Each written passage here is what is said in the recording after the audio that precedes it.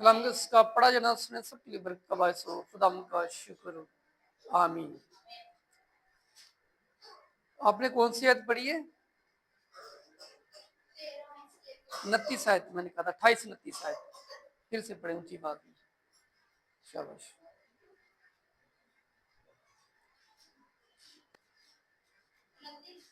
हाँ जी, 28 ऊंची आवाज में पढ़े ताकि सब सुने। तब सामुएल ने उससे कहा, खुदावन ने इस्राएल की बादशाही तुझसे आज ही चुराकर छीन ली और तेरे एक पड़ोसी को जो तुझसे बेहतर है दे दी है। और जो इस्राएल की कुवत है वो ना तो झूठ बोलता है और ना पछताता है, क्योंकि वो इंसान नहीं बल्कि पछताए है। वो इंसान नहीं कि पछताए। कलम का पढ़ा जाना सुना जाना सबके लिए बरकत का बायस हो। खुदा का शुक्र हो। आमीन। जो आज हमारा मजमून है, टॉपिक है, वो है खुदा का चुनाव और मसा। खुदा का चुनाव और, क्योंकि खुदा जिसे चुनता है, खुदा जिसे मसा करता है, उससे अपनी खिदमत भी लेता है। आमीन। तो आपको पता है कि बनी इसराइल का पहला बादशाह कौन था? किसी को पता है?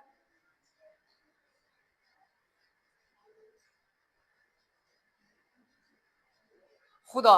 कौन? खुदा। लेकिन कुछ लोगों ने सैमुएल नबी से कहा कि जैसे गैर कौमों के बादशाह हैं, हमें भी क्या चाहिए? हम बादशाह को देख के वो हमारे सामने बैठे, हम पर हुकूमत करे। तो सैमुएल ने कहा कि आप खुशकिस्मत हैं, खुश नसीब है कि आपका बादशाह यहोवा खुदा बादशाह है। आमीन। खुदा आपका बादशाह है। कौन आपका? खुदा आपका बादशाह है, जो आसमान और जमीन का क्या है? खालिक और मालिक है। वो आसमान और जमीन का क्या है? लेकिन उन्होंने जिद की कि नहीं, हमें बादशाह चाहिए। हमें क्या चाहिए? जमीनी बादशाह। कौन सा बादशाह? जो जमीन पर रहकर हमारे सामने बैठा हो, हम पर हुकूमत करे। जबकि इससे पहले उनका जो बादशाह था वो खुदा था। कौन? खुदा बाप। वो उन पर हुकूमत करता था। लेकिन सैमुएल को ये बात पसंद, क्योंकि वो सैमुएल खुदा का बंदा, खुदा का नबी, खुदा से प्यार करता और वो भी खुदा को बादशाह मानता। आप में से कितने लोग ऐसे हैं जो आज भी खुदा को बादशाह मानते हैं? गुड, हम सब मानते हैं। आमीन। लेकिन जब सैमुएल नबी से हम कलाम हुआ, तो सैमुएल नबी ने बताया कि खुदा, ये बात मुझे पसंद नहीं है कि ये जमीनी बादशाह मानते हैं, लेकिन मैं और मेरा घराना आपको बादशाह। खुदा ने कहा ये मुझे भी अच्छा नहीं लगा, ये मुझे भी पसंद, लेकिन मैं इनको एक ऐसा बादशाह दूंगा कि ये भी याद करेंगे। ये भी क्या करेंगे? याद करेंगे कि हमने जिंदा खुदा को छोड़कर किसी इंसान को अपना बादशाह बना लिया, खुदा को छोड़कर। तो साउल एक आम शख्स जो बाप के 3 गधे ढूंढने गया, और खुदा ने सैमुएल नबी से कहा कि इसे मसा कर, इसे ब्लेस कर, और ये बनी इसराइल कौम का क्या बनेगा? साउल को बनी इसराइल कौम का बादशाह बना दिया गया। और खुदा ने साउल को चुना। लेकिन साउल था कौन? एक आम शख्स, गधे चराने वाला शख्स, बाप के 3 गधे ढूंढने गया। इसकी कोई वैल्यू, कोई हैसियत नहीं। लेकिन खुदा ने इसे मजबा पर से उठाया और इसे बनी इसराइल कौम का बादशाह बना दिया। खुदा की कौम का। किसकी कौम का? यह कोई छोटी बात नहीं कि बनी इसराइल कौम का बादशाह बनना कोई छोटी बात है, बहुत बड़ी बात है। लेकिन उसने इस बात की परवाह ना की, कदर ना की, बल्कि वो इसके बावजूद खुदा की नाफरमानी करने लगा। खुदा ने कहा कि अमालिकियों से जंग लड़ो। अमालिकियों से क्या लड़ो? और उनके औरतों और बच्चों मर्दों को कत्ल कर देना। क्या कर देना? सबको मार देना और उनके माल मवेशियों को भी मार देना, जानवरों को भी कत्ल कर देना। सौल बादशाह जंग लड़ने के लिए गया, लेकिन इसने क्या किया? नंबर 1 तो वहां के बादशाह को जिंदा रखा, अपने पास ले आया। नंबर 2, इसने वहां पर अच्छे अच्छे जानवर जो थे वो अपने पास ले आया। क्या इसने खुदा की नाफरमानी की या फरमाबरदारी की? नाफरमानी की। क्या की? खुदा की नाफरमानी की, खुदा की ताबेदारी। तो क्या खुदा ऐसे लोगों को पसंद करता है जो उसकी नाफरमानी करते हैं या ताबेदारी करते हैं? किसको खुदा पसंद करता है? ये ताबेदारी।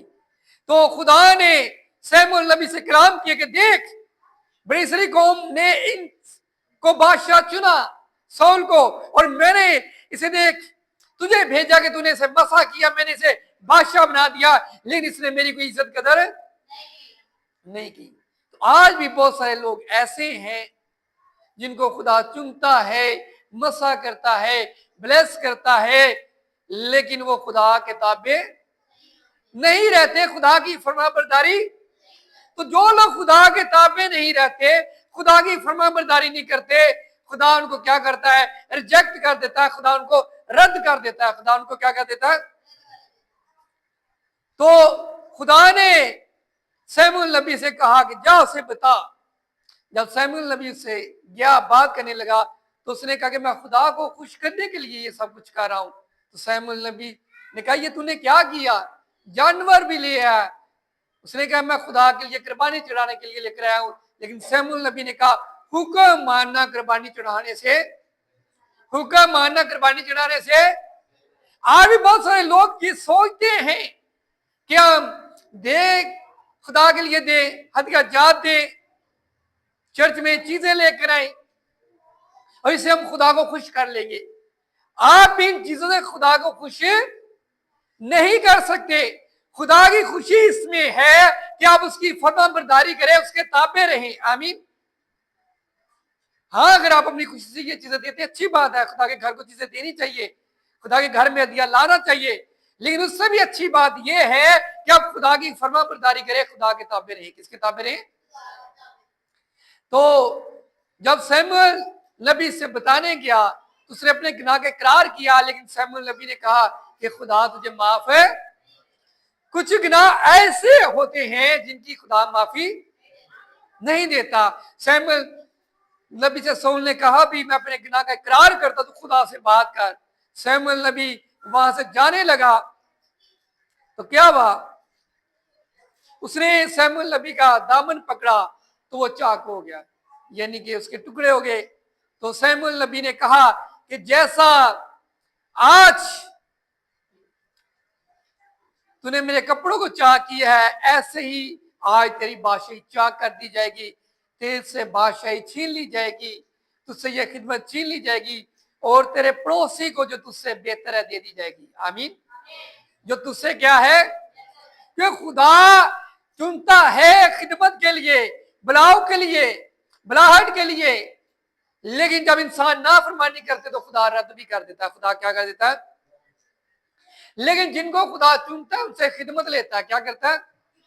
उनसे काम लेता है। अभी मैं बहुत सारे लोगों को सुनता हूं, देखता हूं कि वो जी हमारा चर्च बंद हो गया, हमारी खिदमत रुक गई जी। भाई यीशु मसीह को क्या किया गया? हैकल से निकाल दिया गया, उसके शागिर्दों को खुदा के घर से निकाल दिया गया। क्या उनकी खिदमत रुकी? नहीं, बल्कि वो डोर टू डोर के बाहर निकले, गांव गांव, शहर शहर, गली गली जाकर उन्होंने कलाम सुनाया और पूरी दुनिया में खुदा का कलाम फैला दिया। आमीन। लेकिन जिनको खुदा ने नहीं चुना, फिर खुदा उनको खिदमत के लिए इस्तेमाल है, भावें चर्च भी हों खुदा उन्होंने इस्तेमाल है, फिर चर्च बंद ही हों। लेकिन जिनको खुदा चुनता है, खुदा उनसे काम लेता है। और इसके बदले खुदा ने किसको चुना? दाऊद को। दाऊद का मतलब है खुदा का प्यारा। किसका प्यारा? खुदा ने सैमुअल नबी से कहा कि जा यिसै के घराने में से उसका जो सबसे छोटा बेटा है, 8 बेटों में से मैंने उसे अपनी खिदमत के लिए चुना। ना वो झूठ बोलता है, ना वो झूठ बोलता है, ना वो कोई ऐसा काम करता है जिससे क्या हो कि खुदा की नाफरमानी हो, बल्कि वो खुदा के क्या है। तो आज जो बहन भाई खिदमत में हैं, उनके लिए भी सोचने की बात है कि अगर कोई पास्टर है, संडे स्कूल टीचर है, या किसी तरह की वो खिदमत चर्च में कर रहा है, अगर वो अच्छी खिदमत नहीं करेगा तो खुदा उसे क्या करेगा, रद्द करेगा, खुदा उसे छोड़ देगा।